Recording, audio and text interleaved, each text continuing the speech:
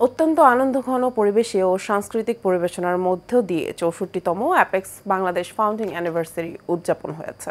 রাজধানীর একটি হোটেলে বর্ণিল পরিবেশে উদযাপিত হয় এই প্রতিষ্ঠাবার্ষিকী। বর্ণাঢ্য এই আয়োজনে সভাপতিত্ব করেন অ্যাপেক্স বাংলাদেশের national president advocate Manjurul Alam Panna. বিশেষ অতিথি হিসেবে উপস্থিত ছিলেন আন্তর্জাতিক সম্পর্ক বিশ্লেষক ও এশিয়ান টেলিভিশনের head of news Sirajul Islam. তিনি বলেন, মানবতার কল্যাণে যারা কাজ করেন তাদের চেয়ে মহৎ আর কেউ হতে পারে না। মানুষের সেবাই হচ্ছে সবচেয়ে মহৎ কর্ম।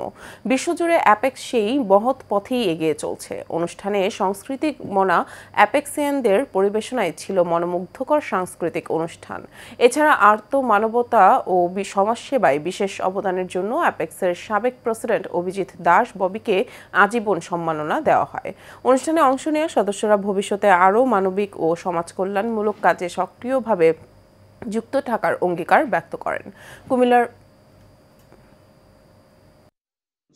মানবতার সেবা, মানবতার সেবা।